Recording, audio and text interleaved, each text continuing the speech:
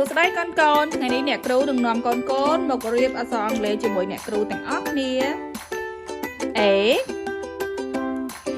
B C D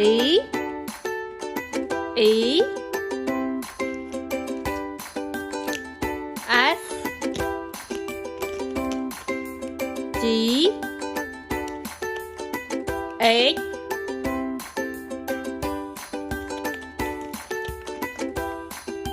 I J K L M N O P Q R S T U V W X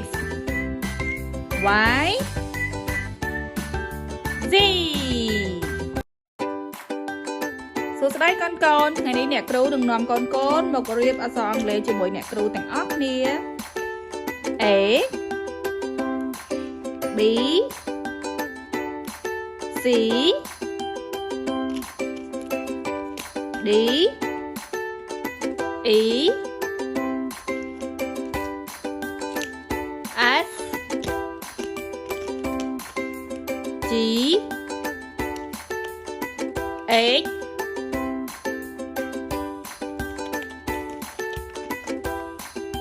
I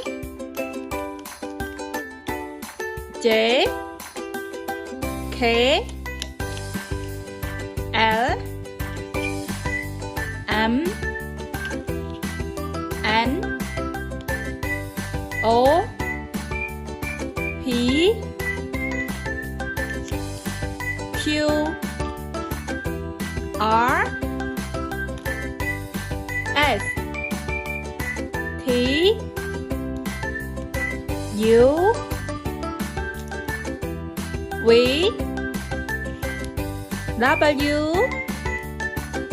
X Y Z